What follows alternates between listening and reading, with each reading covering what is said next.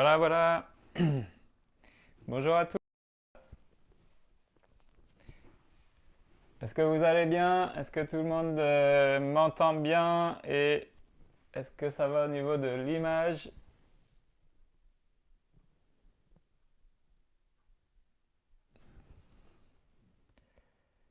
Voilà, bonjour à tous. Bonjour Delphine et la famille. Timothée,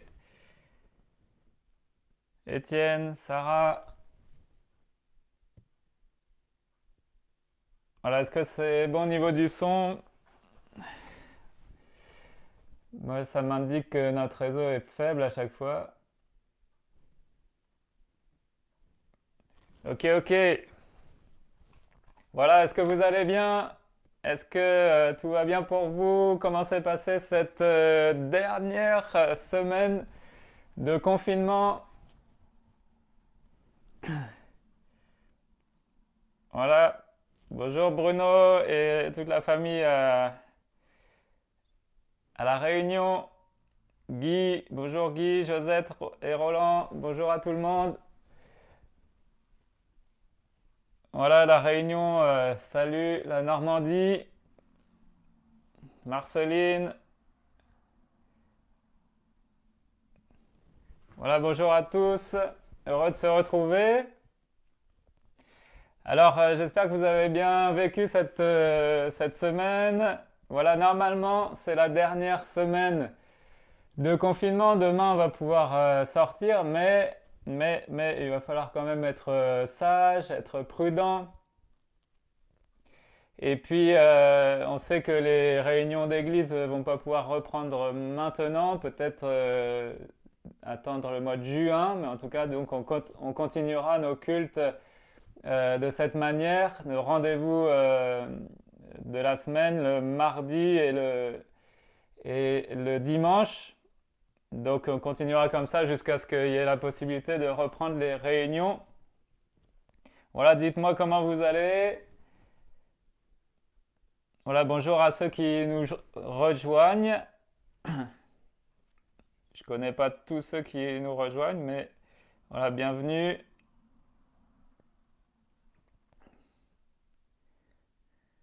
Voilà, les Fécampois sont au rendez-vous. Où sont les Bolbecquais?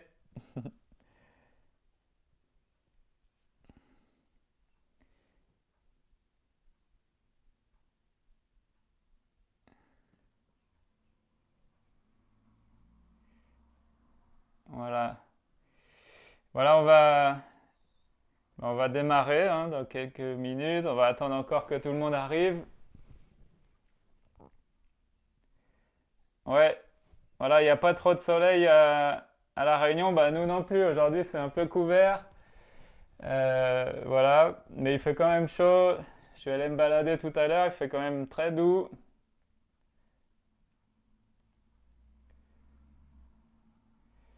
Voilà, effectivement, c'est pas fini. Et par rapport à la pandémie, donc il faudra être sage quand même. Voilà, en tout cas, on va quand même pouvoir se voir. Donc même s'il n'y a pas la réunion, je pourrais quand même faire quelques visites. Donc allez vous voir. Et puis on a aussi des travaux pour l'église de Fécamp. Donc ce sera l'occasion aussi de se voir. Mais il faudra garder les mesures voilà, de distance et tout ça.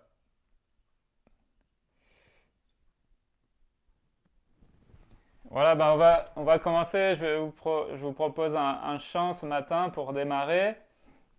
Ce chant qui dit Reçois ma vie comme une adoration. Voilà, j'espère que vous le connaissez pour le chanter avec moi. Reçois ma vie comme une adoration, reçois mon cœur comme un cadeau d'amour. J'ai rien d'autre à t'offrir que ce sacrifice vivant. Voilà, on veut lui offrir, lui renouveler l'offrande de nos vies ce matin. Et voilà, se souvenir que c'est uniquement par son sacrifice à lui que nous, on peut venir auprès de Dieu, on peut se présenter devant notre Dieu en toute assurance, en toute liberté, parce qu'il nous a rachetés, il nous a délivrés de notre péché.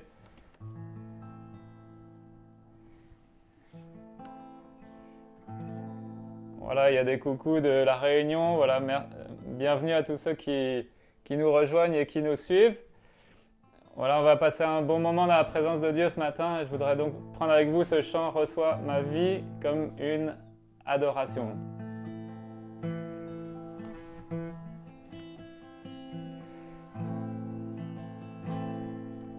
Reçois ma vie comme une adoration. Reçois mon cœur comme un cadeau d'amour. Je n'ai rien d'autre à t'offrir que ce sacrifice vivant. Je te donne ma vie pour toujours.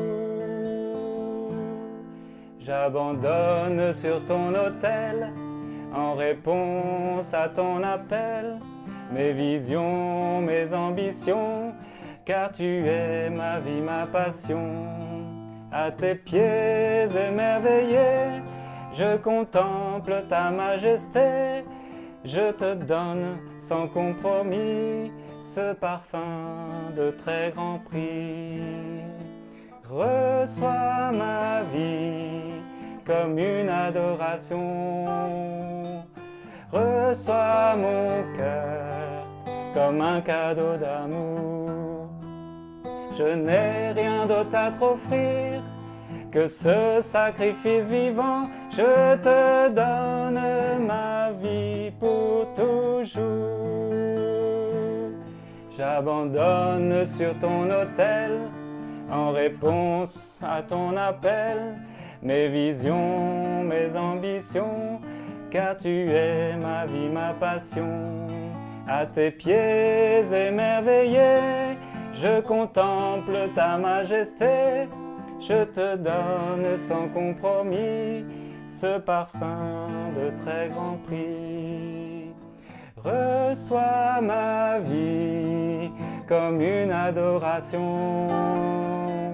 Reçois mon cœur comme un cadeau d'amour. Je n'ai rien d'autre à t'offrir que ce sacrifice vivant. Je te donne ma vie pour toujours. Reçois ma vie comme une adoration. Reçois mon cœur comme un cadeau d'amour. Je n'ai rien d'autre à t'offrir que ce sacrifice vivant. Je te donne ma vie pour toujours. Alléluia. Voilà, je t'offre ma vie pour toujours. Et aujourd'hui, ce matin, ensemble, voilà, on veut renouveler le don de notre vie, de notre cœur, de tous les domaines de notre vie. On veut tout lui remettre, lui donner. Pourquoi? Parce que premièrement, lui, il s'est donné pour nous. Il a tout donné, il a livré toute sa vie en sacrifice, il s'est offert. Et donc, nous, en retour, qu'est-ce qu'on peut faire d'autre que de se donner aussi?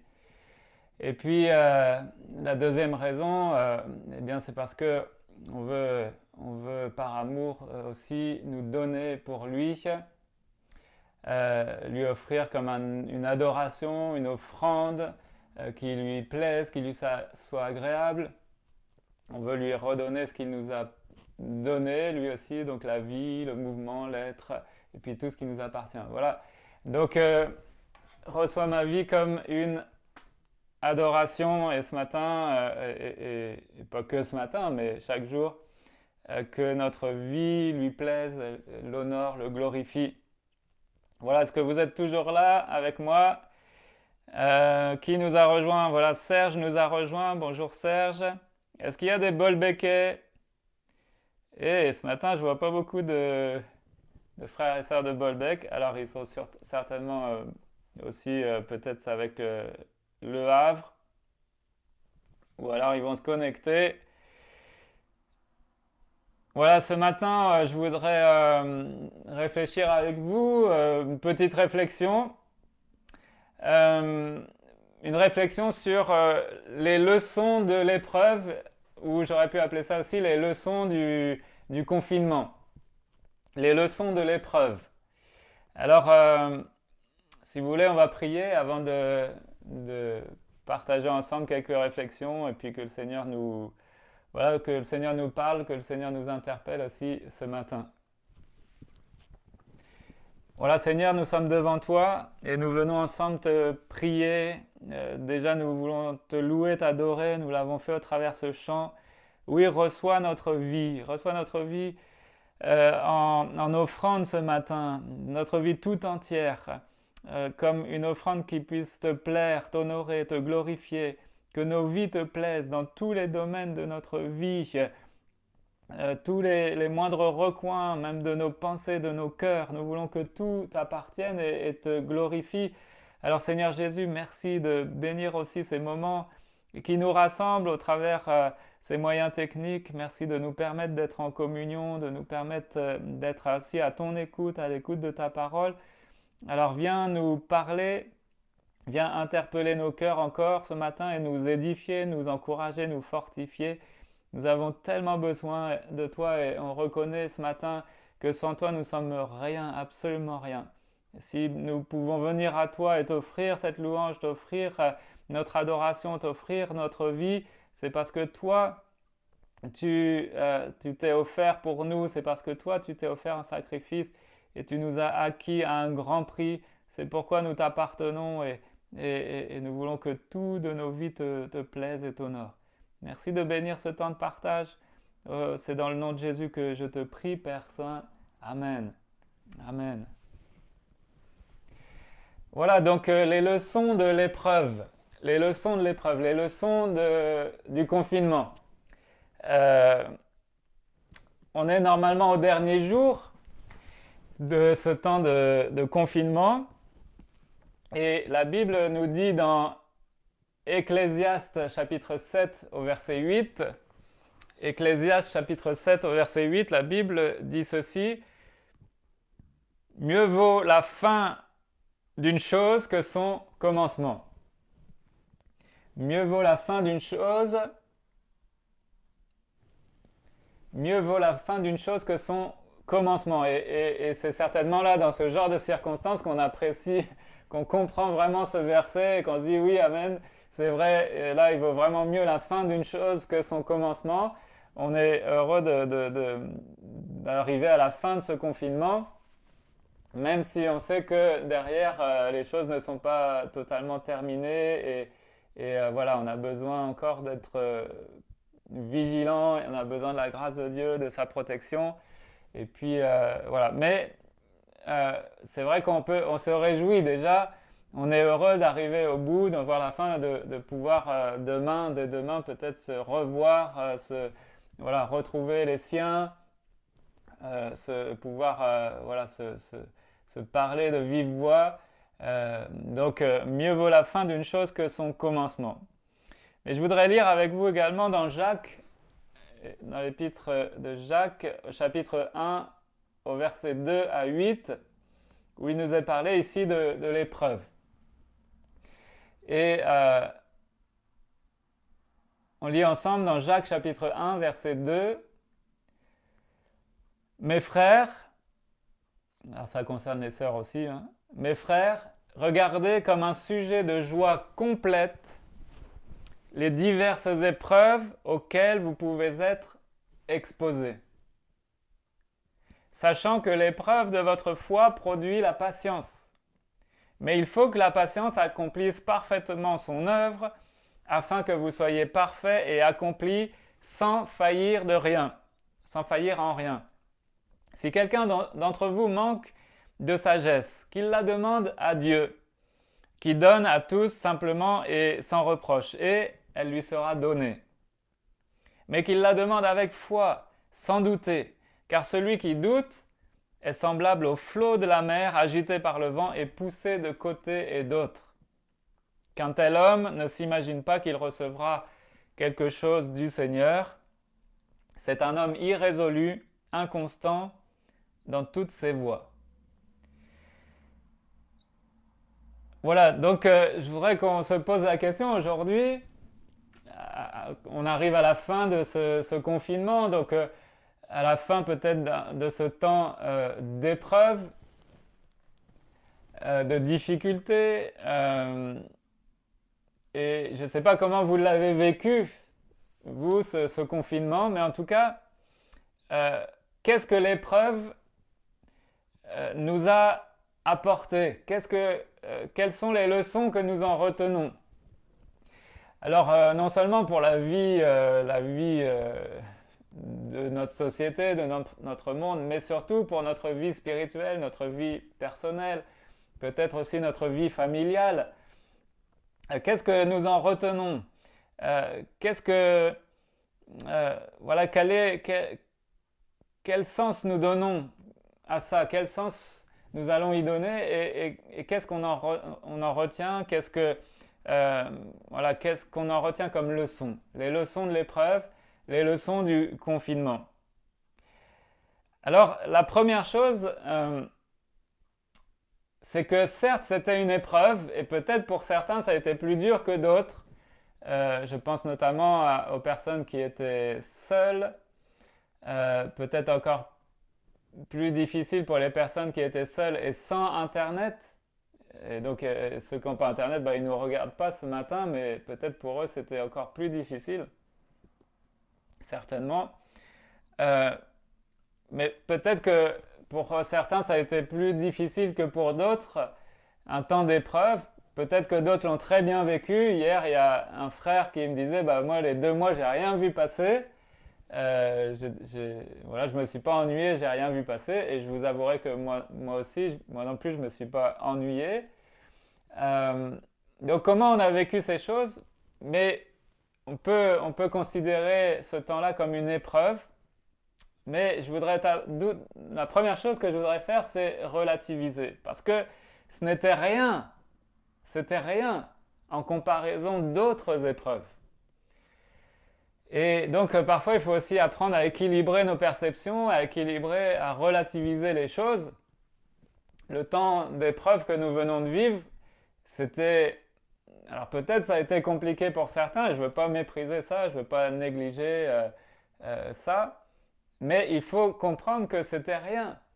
Il y a eu des images qui ont circulé sur les réseaux sociaux qui m'ont fait rire, mais il y en a qui comparaient le temps d'épreuve de la guerre, de la dernière guerre mondiale, au temps d'épreuve que l'on vit aujourd'hui. Et nous, l'épreuve qu'on nous demandait, c'était de rester chez soi. Et il y avait l'image de quelqu'un qui était dans son canapé en train de manger une glace devant la télé.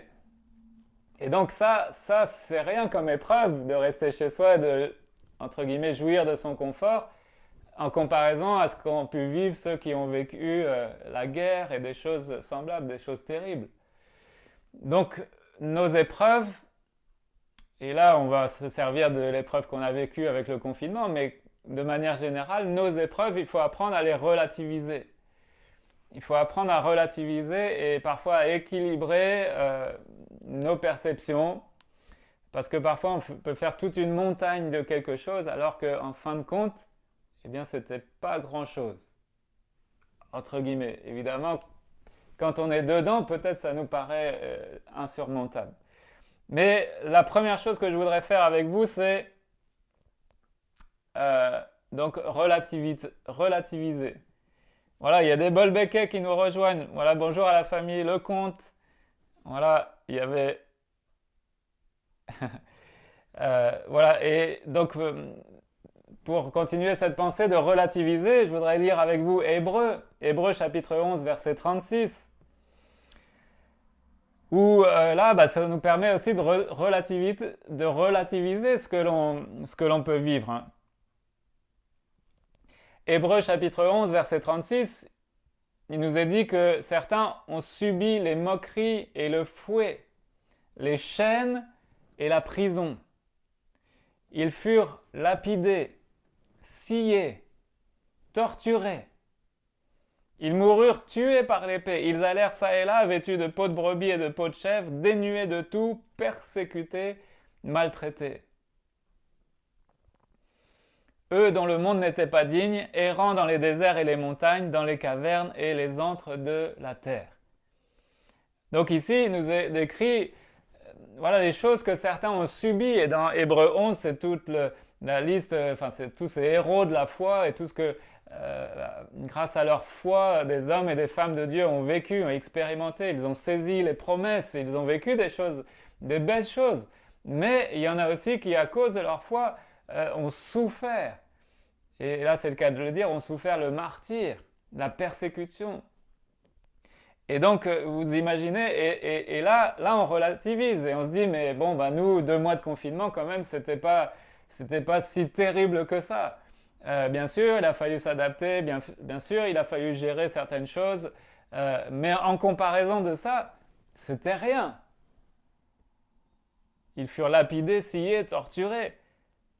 Donc, vous voyez, ça permet d'équilibrer un peu les choses et de se dire, bon, bah, d'abord, les leçons que je retiens de l'épreuve, les leçons du confinement, la première chose que je veux retenir quand même, c'est de se dire, bon, c'était pas si terrible que ça. Alors, attention, je veux aussi penser à ceux qui ont été malades, qui ont été atteints par le virus et pour qui, là, certainement, ce temps d'épreuve a été beaucoup plus difficile pour eux et qui ont souffert peut-être dans leur santé.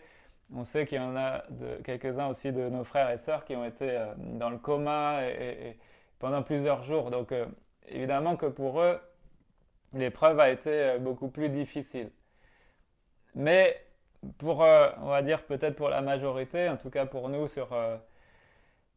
ce qui concerne la Normandie, en ce qui concerne Fécamp, Bolbec, voilà, relativisons les choses. C'est la première pensée que je voulais soulever avec vous. L'épreuve n'était pas si terrible que ça. Donc ça, c'est la première chose. Mais qu'allons-nous donc en retenir? Voilà, effectivement, il y en a qui disent surtout avec tout le confort qu'on a en plus. Et oui, effectivement. Donc il faut mesurer ça et mesurer les grâces que l'on a aussi. Donc qu'allons-nous retenir de ça? C'est important de faire un peu un feedback et puis de retenir les leçons. Qu'est-ce que j'ai bien vécu, qu'est-ce que j'ai mal vécu, qu'est-ce qui était bien, positif, négatif. Et puis si c'était à refaire, parce qu'on ne sait pas demain s'il ne peut pas y avoir encore d'autres périodes de confinement. Et puis demain, il y aura peut-être d'autres épreuves et qui, elles, seront autrement plus difficiles. Ben, comment je vais réagir? Quelles leçons? Tiens, je me souviens, ça, je ne veux pas refaire les mêmes erreurs et tout ça. Donc, qu'allons-nous en retenir? Et dans le verset qu'on a lu, donc je rappelle, c'est dans Jacques chapitre 1, versets 2 à 8, la première chose qu'on a lue, c'est que c'est l'épreuve de notre foi.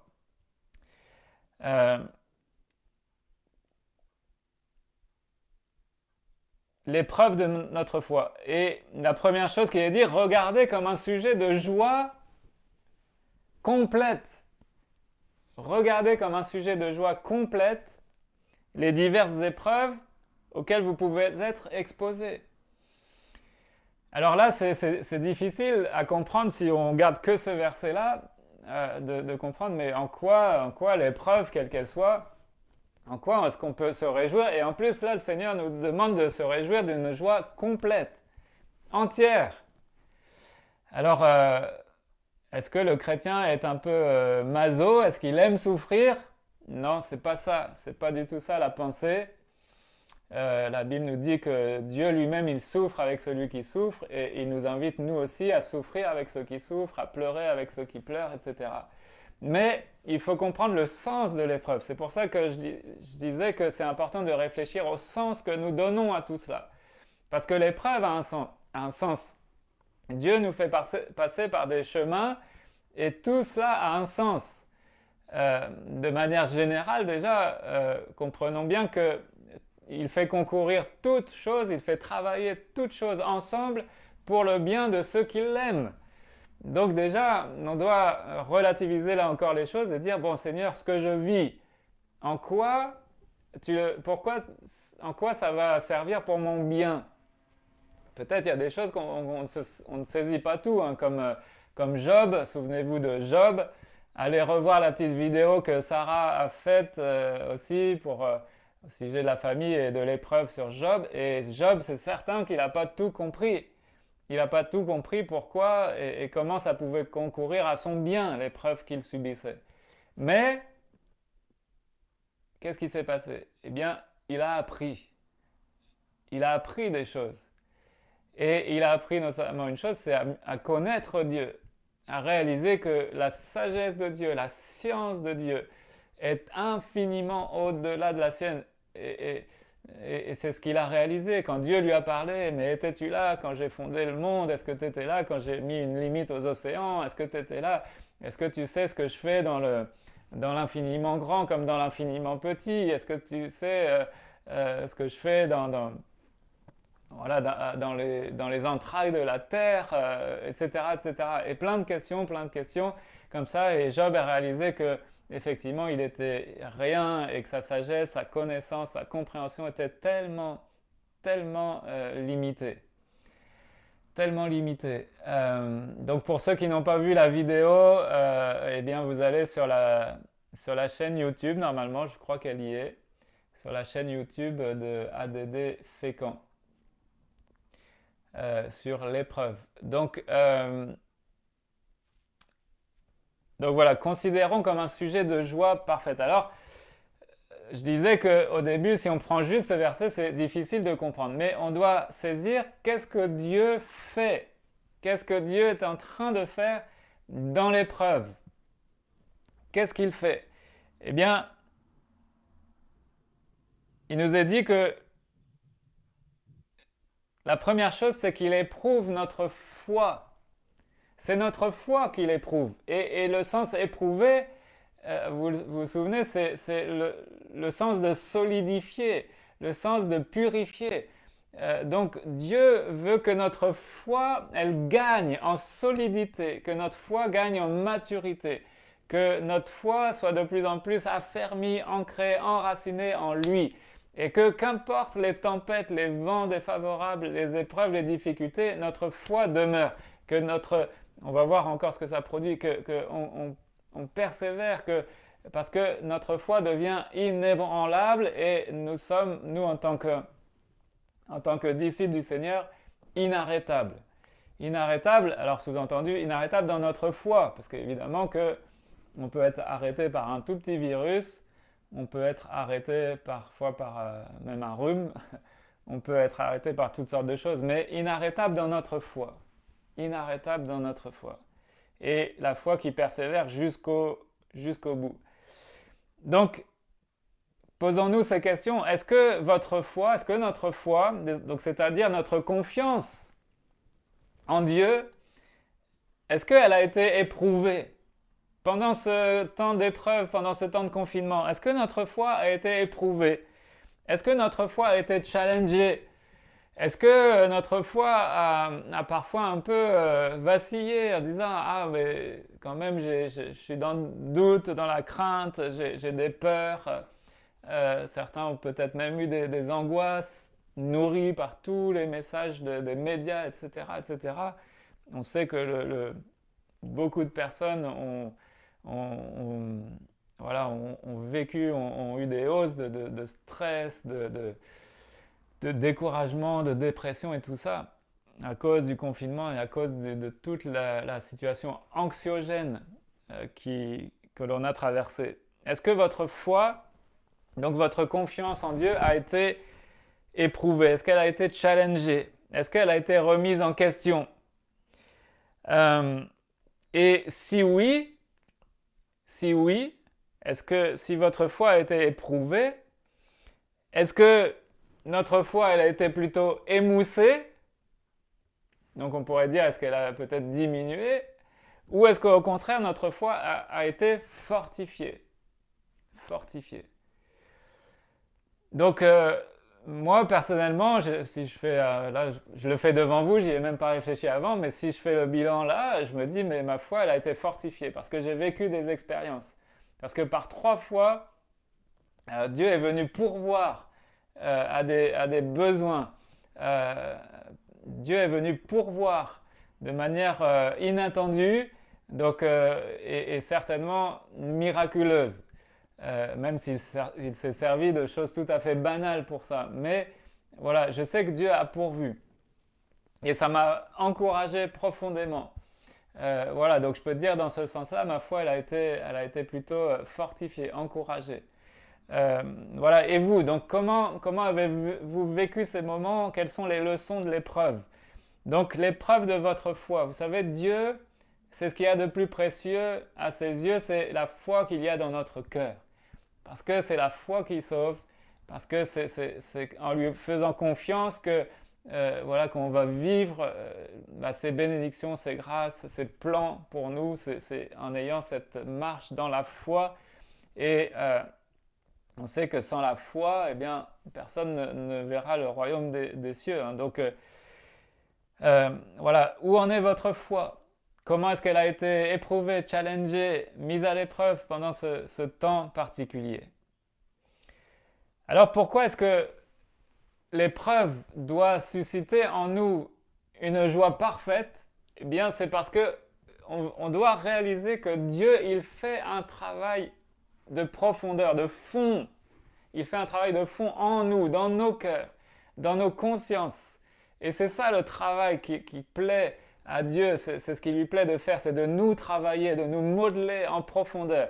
Et le travail qu'il fait, c'est toujours de nous modeler à la ressemblance parfaite du Seigneur Jésus, de nous sculpter, voilà, de nous modeler, de nous sculpter, de nous forger à la ressemblance parfaite du Fils bien-aimé. Et ce modelage, c'est notre cœur que notre Dieu est en train de modeler, sculpter, voilà, former. C'est le cœur. C'est le cœur du Seigneur Jésus qu'il est en train de former en nous. Et parfois ça passe donc par cette nécessité de l'épreuve. Il y a besoin de faire remonter à la surface des scories, des impuretés, des choses à enlever, la vigne qui a besoin d'être émondée pour porter plus de fruits, etc. etc. Ça, c'est le sens de l'épreuve. Et quand on réalise ça, quand on dit Seigneur, bon, ben, je ne comprends pas tout, c'est vrai, mais je sais, parce que c'est écrit, je sais qu'il y a un sens à tout ça, et je sais que tu fais une œuvre en moi pour changer mon cœur, modeler mon caractère à ta ressemblance. Eh bien, quand on a cette vision-là, quand on réalise ça, eh bien, on peut alors vivre l'épreuve avec, dans notre cœur, une joie parfaite. Une joie parfaite. Je le crois réellement, sinon Dieu ne nous dirait pas de le vivre comme ça. Considérez, regardez comme un sujet de joie complète les diverses épreuves auxquelles vous pouvez être exposés. Si ce n'était pas possible, Dieu ne nous dirait pas de le faire, au travers Jacques ici, de regarder comme un sujet de joie complète les épreuves que l'on peut traverser. L'épreuve de notre foi, donc, elle est précieuse aux yeux de Dieu. Et qu'est-ce qu'il produit? Qu'est-ce qu'elle produit, l'épreuve de notre foi? On l'a lu, évidemment. Elle produit la patience. Elle produit la patience. Première chose. Et c'est étonnant, d'ailleurs, de voir, de considérer ça. C'est la première chose que Dieu veut produire en nous, c'est de la patience. De la patience. Et il n'y a pas de meilleure façon d'apprendre la patience que d'attendre. Et là, on a été placé dans une situation où on n'avait pas le choix que d'attendre. Alors je sais que certains ont travaillé, etc., mais il a fallu quand même attendre. Et pour nous qui étions confinés, on n'avait pas le choix, il fallait attendre. Attendre. Et même là, demain, on va sortir du confinement, mais il va encore falloir attendre avant de pouvoir se réunir de nouveau dans les églises. Et donc, au travers de tout ça, on apprend la patience. Dieu forge en nous, Dieu modèle en nous la patience. Et vous savez que c'est quoi la patience?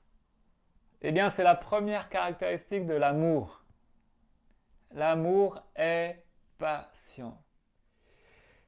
Et Dieu, quand il nous regarde, avec amour, avec tout son cœur de père et d'amour, il nous regarde avec un amour qui est patient. Il patiente avec nous. Il est patient avec chacun d'entre nous. Il est patient avec les perdus. Il est patient avec ceux qui l'ont rejeté, ceux qui se sont rebellés contre lui. Il a été patient avec nous quand nous étions loin de lui. Il a été patient. Pour ma part, il a patienté 22 ans. Je sais que pour d'autres, c'est 30 ans, 40 ans, 50 ans. Il est patient, notre Dieu. Et c'est une caractéristique de l'amour. Donc, qu'est-ce qu'il fait en nous? L'épreuve de notre foi, elle produit en nous, eh bien, l'amour. Et la première caractéristique de l'amour, c'est un amour qui est patient. Donc, on apprend la patience. On apprend à être plus patient. Et du coup, on apprend aussi à être plus patient avec les autres. De dire, bon, c'est vrai que peut-être ils n'ont pas tout compris à ceci et cela, mais Dieu est en train de les forger. Comme il le fait avec moi, il est patient, donc il est aussi avec les autres. Dieu est patient. Donc nous, on va regarder aussi l'autre avec amour en étant patient et en voyant l'autre en devenir. Peut-être si on prend une photo à un moment T, à un temps T, alors peut-être qu'on va pas avoir une belle photo, mais de se dire, mais demain, après-demain, et dans les mois et dans les années qui viennent, Dieu est en train de faire une œuvre en lui, en elle. Il est en train de la forger, de forger cette personne à sa ressemblance, tout comme il le fait pour moi. Donc, avoir ce regard, cette perspective de croissance et ce regard d'amour avec patience. Avec patience. Et j'aime ce verset qui dit, je ne me souviens plus la référence, je ne l'ai pas noté, mais croyez que la patience de Dieu est votre salut. La patience de Dieu est votre salut. Alléluia. Alors on a besoin d'apprendre la patience et rien que cela, voilà, déjà ça doit susciter en nous la louange, l'adoration, les remerciements, un sujet de joie complète, de dire bon Seigneur, c'est vrai, c'est pas toujours agréable parce que tu nous sculptes, tu nous modèles, donc parfois le Seigneur il est obligé de nous triturer dans tous les sens pour arriver à nous forger selon ce qu'il veut, hein, comme évidemment l'image du potier qui veut modeler comme il faut l'argile. Donc parfois pour nous c'est pas très agréable, mais c'est salutaire, mais c'est bon de savoir ce que Dieu est en train de forger, de modeler en nous. Alléluia. Donc ça doit réjouir notre cœur. C'est un domaine de la foi qui voit le devenir, l'avenir. Alléluia. Donc l'épreuve de notre foi, elle produit la patience. Mais au-delà de ça, en plus de la patience, c'est quoi le but ultime? Le but ultime, Jacques chapitre 1, verset 4. Mais il faut que la patience accomplisse parfaitement son œuvre afin que vous soyez parfaits et accomplis. Parfaits et accomplis et sans faillir en rien. Voilà le but, ni plus ni moins, poursuivi par Dieu, c'est la perfection. Vous vous rendez compte que Dieu, lui, il vise la perfection. Il n'y a rien d'autre comme but pour nous, c'est la perfection. Il veut que nous devenions parfaits. Soyez parfaits comme votre Père est parfait. Alors on sait que la perfection, la parfaite perfection, excusez-moi la redondance, on sait qu'elle n'est pas ici-bas sur terre. On sait que tant qu'on vivra ici-bas, on aura des lacunes, etc. Parce qu'il y a encore le corps, notre corps, le corps du péché. Et tant qu'il n'y aura pas la résurrection, eh bien, il y aura l'imperfection. Mais ce que Dieu vise, c'est la perfection. Perfection du cœur, perfection du caractère.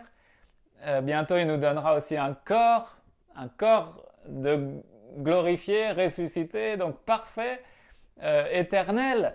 C'est ça la perfection. Et puis, on aura la vie éternelle, donc non seulement dans la durée, l'éternité, mais aussi dans la qualité, la vie véritable, la vie en abondance. On y goûte déjà aujourd'hui en tant qu'enfant de Dieu, mais ça prendra place dans la réalité, dans la gloire, dans le ciel, dans la présence de Dieu. Le but ultime, que Dieu poursuit, donc c'est que c'est la perfection. Dieu vise une chose en nous, c'est quoi? C'est la stature parfaite de Christ. Et Dieu veut qu'on apprenne, Dieu veut nous faire grandir, Dieu veut nous voir progresser. Et peut-être qu'on était des bébés spirituels, il veut qu'on devienne des ados, puis ensuite des adultes. Il veut que nous progressions, que nous grandissions jusqu'à la stature d'hommes et de femmes faits, accomplis, matures. Donc une maturité spirituelle, une sagesse, une maturité spirituelle, une compréhension des choses de Dieu et un caractère calqué sur celui de Christ. Donc il nous forge, il veut que l'on croisse jusqu'à où? Jusqu'à la perfection de Christ, jusqu'à la stature parfaite de Christ. Il veut que nous soyons parfaits et accomplis. Que nous parvenions à l'état d'homme fait, mature, adulte. Voilà tout ce que Dieu poursuit. Alors il y aurait beaucoup à dire, mais je vais pas détailler encore, trop profondément ces choses-là, mais est-ce que vous mesurez cela? Donc, voilà le sens que nous devons donner aussi à l'épreuve.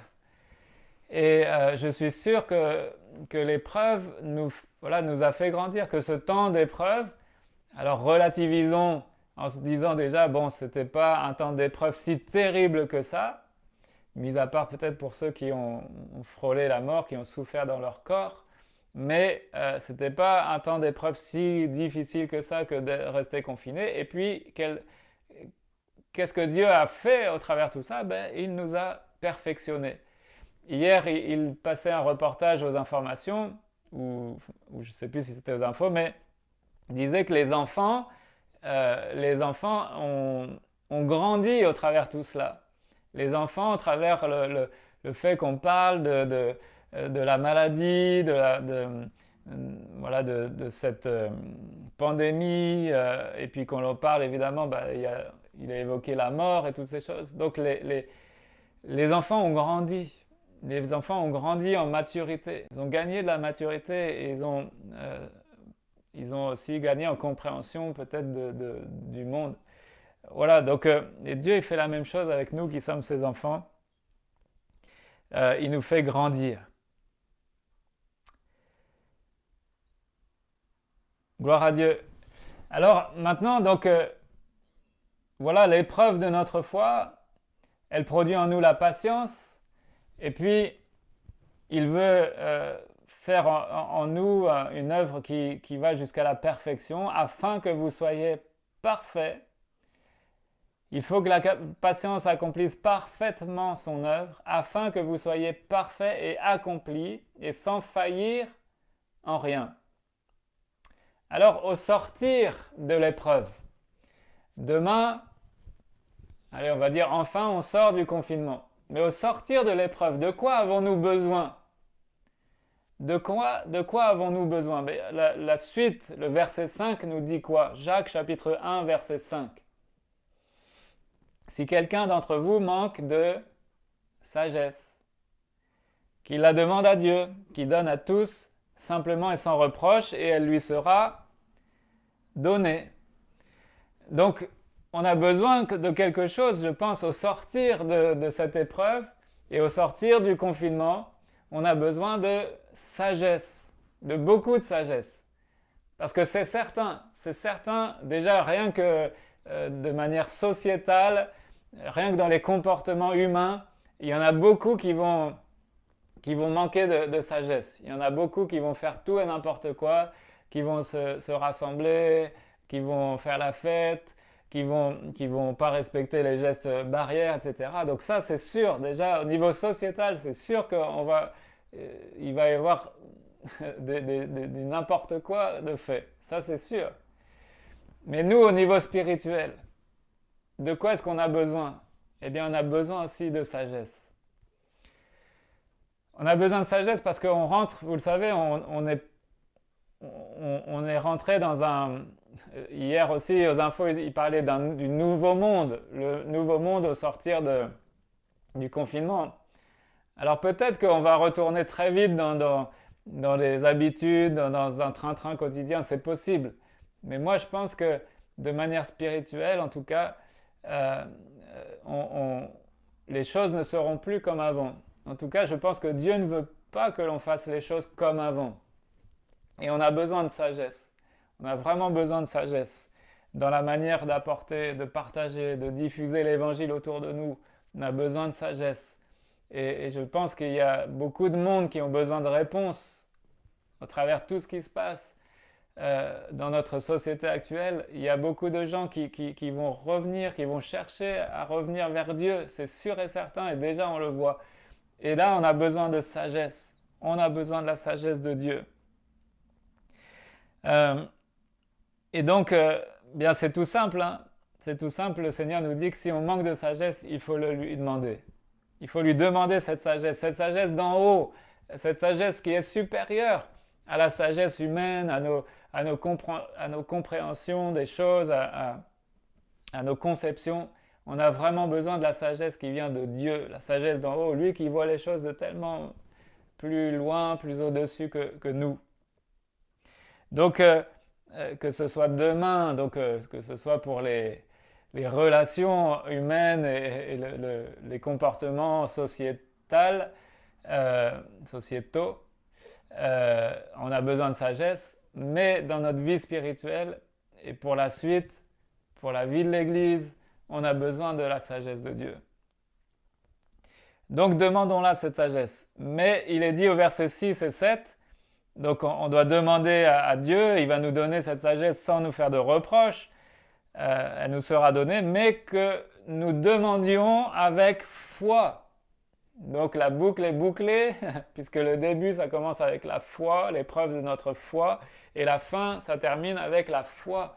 On doit demander cette sagesse avec foi, sans douter. Sans douter. Parce que si on doute, eh bien, nous on habite à côté de la mer, donc on sait ce que c'est que des flots, les flots de la mer quand ils sont agités par le vent et poussés de tous côtés, on sait ce que c'est. Eh bien, le Seigneur nous dit que quand on doute, eh bien on est semblable, on est ballotté de droite et de gauche, on est ballotté d'un avis à un autre, et puis les avis ils changent chaque matin il y a un avis différent qui est donné à la télé, à la radio, les médias, les politiques, etc. Non, nous on doit être stable, nous on doit demeurer ferme dans notre foi, on doit demeurer ferme dans nos valeurs, les valeurs bibliques, les valeurs spirituelles, on doit demeurer ferme et on doit aussi demeurer ferme face aux oppositions, parce que voilà, vous savez que durant le confinement, il y a eu de l'opposition aussi, particulièrement en France, avec les évangéliques qui ont été ciblés. Mais ces choses-là, elles vont peut-être aussi continuer, donc il nous faudra de la sagesse, il nous faudra de l'amour, voilà, pour être confronté à ces choses et pour pouvoir répondre à toutes ces choses. Donc, peut-être dans nos familles, dans notre entourage, dans nos amis, dans nos voisinages, on devra vraiment être rempli de sagesse pour répondre à tout cela. Donc, si on manque de foi, eh bien, il est dit qu'un tel homme ne s'imagine pas qu'il recevra quelque chose du Seigneur. Voilà, il nous sera fait selon notre foi. Hein. Donc, dans ce que nous demandons, eh bien, il nous faut le faire avec foi, avec une pleine et entière confiance dans notre Dieu, parce que lui, il nous aime, il prend soin de nous. Donc on a besoin aussi de continuer, et je vais terminer par là, on a besoin de continuer de prier, et de prier aussi notamment pour nos autorités, pour les autorités de notre pays, parce que il ne faut pas se leurrer, et si vous écoutez, ils le disent eux-mêmes, ils ne savent pas. Ils ne savent pas, ils n'ont aucune idée de l'avenir. Ils gèrent au jour le jour. Évidemment, tout le monde espère que la pandémie va s'arrêter. Tout le monde espère que l'économie va reprendre et tout ça, mais ils n'en savent absolument rien. Et donc, ils gèrent au jour le jour. Et ils ont besoin vraiment de nos prières parce que eux, ils ont besoin aussi de la sagesse de Dieu. Ils ont besoin évidemment de se confier en Dieu, se tourner vers lui. Évidemment, on sait ces choses. Mais on veut prier pour eux. On veut prier pour le gouvernement. On veut prier pour notre président et le Premier ministre. Voilà, qu'importe nos couleurs politiques, hein, la Bible nous demande de prier pour eux, que le Seigneur leur fasse grâce et leur donne cette sagesse de la gestion des crises. Et puis de cela dépend aussi notre paix et voilà, notre liberté aussi d'annoncer l'Évangile. Donc prions pour ça, prions pour les maires de nos communes. Donc c'est important et on veut penser à eux puisqu'ils doivent gérer toutes ces choses. Franchement, honnêtement, je ne voudrais pas être à leur place. J'aimerais vraiment pas être à leur place et ils doivent gérer des situations compliquées. Et après, derrière, il y a tout l'aspect économique et tout ça, ça va être aussi très compliqué. Il va falloir gérer ces choses-là. Donc prions, et là combien on a besoin de la sagesse de Dieu, et prions pour ça, que la sagesse leur soit donnée dans ces temps troublés. Et puis prions aussi pour nos églises, évidemment, parce que là aussi on a besoin de la sagesse de Dieu, on a besoin de prier pour nos églises et nos mouvements d'église. Donc on a vraiment là besoin de Dieu pour la suite, pour les évolutions, les changements que tout cela implique.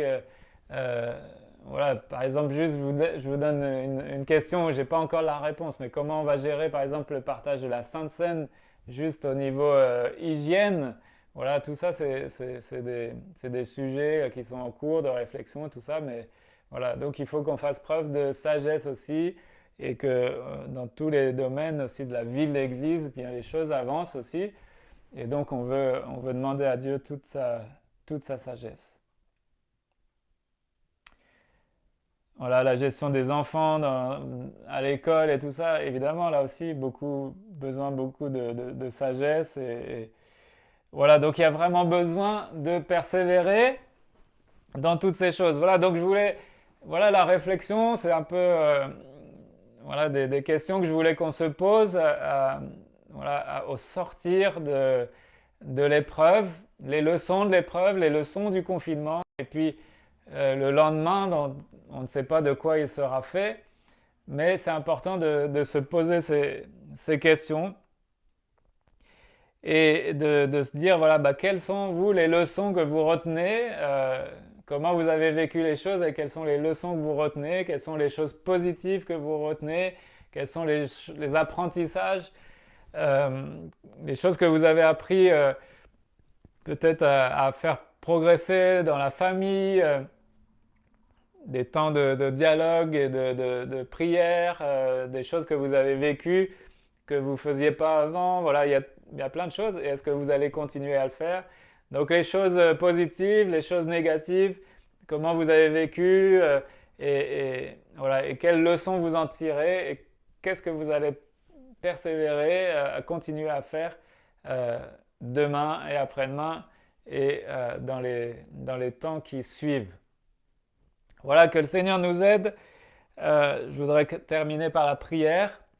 Et puis, voilà, que le Seigneur vraiment vous fortifie, nous fortifie les uns les autres. On a vraiment besoin. Voilà, je vais terminer par la prière. Et puis, avant de terminer ces moments. Voilà, Seigneur, nous voulons en toute chose te louer, adorer notre Dieu, parce que déjà, bien, tu es notre Dieu, tu mérites toute notre adoration, toute notre louange, Seigneur, et nous avons cette assurance de ton amour. Et Seigneur, merci parce que nous savons que, y compris l'épreuve, eh bien, nous savons que tu permets certaines choses et c'est aussi là par amour. Comme un père qui sait reprendre, corriger parfois ses enfants, eh bien toi aussi tu permets certaines choses pour notre apprentissage, pour notre croissance, pour notre affermissement. Et il y a quelque chose qui est précieux pour toi, c'est notre cœur, c'est la foi que tu as déposées dans notre cœur et tu veilles là-dessus comme un précieux trésor. Alors merci Seigneur pour l'épreuve de notre foi qui est à tes yeux plus précieuse que l'or qui lui est périssable. Merci de ces temps voilà, que nous avons traversés et qui sont, c'est vrai, des temps historiques, des temps tout à fait particuliers, mais que voilà, nous voulons te remercier parce que tu nous as gardés jusqu'à ce jour et tu vas préparer la suite. Et là, on a vraiment besoin de toi, de ta sagesse, de ton discernement, Seigneur.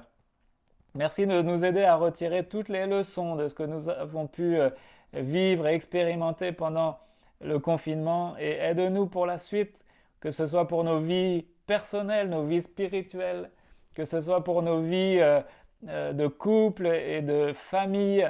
Seigneur, que ce soit aussi pour peut-être pour le travail, mais aussi pour l'Église. Nous te prions de nous aider à retenir toutes les leçons et à persévérer dans la foi.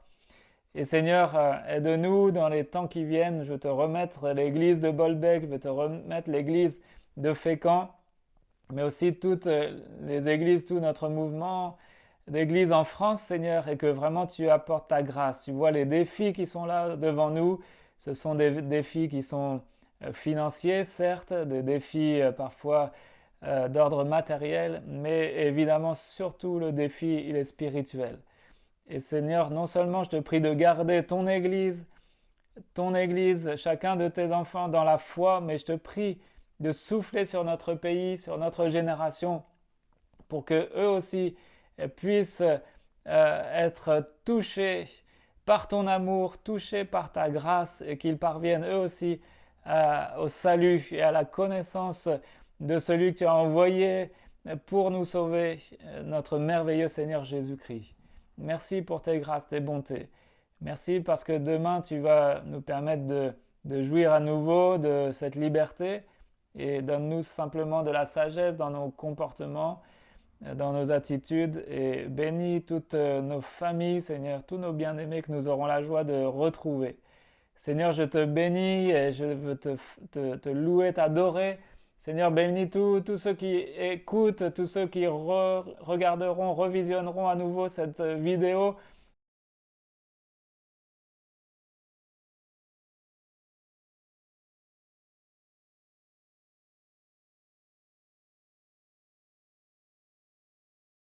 Voilà, gloire à Dieu, que le Seigneur soit béni.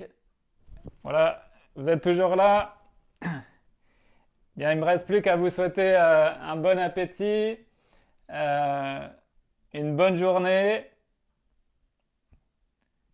Voilà, et un gros bisou à chacun. Et puis voilà, donc on aura peut-être l'occasion de se voir au travers quelques visites. Mais je rappelle, comme je l'ai dit au début, que pour l'instant, les réunions d'église ne reprennent pas. Donc on continuera nos rendez-vous de la semaine, donc le mardi pour un temps d'édification, de prière, et puis le dimanche, donc peut-être jusqu'au mois de juin, il parle d'une reprise au mois de juin, donc on continue de prier pour ça. Donc en tout cas, en attendant, les réunions à l'église ne sont pas réautorisées, donc on apprend la patience. Voilà, que le Seigneur vous bénisse, je vous embrasse à chacun. Soyez fortifiés, encouragés, persévérez dans la foi. Voilà, bisous au Fécampois, bisous au Bolbecais, bisous aux Réunionnais, voilà, et à tous ceux qui nous ont rejoints, qui nous ont regardés. Voilà, soyez bénis, encouragés, et je vous dis à très bientôt. Au revoir tout le monde.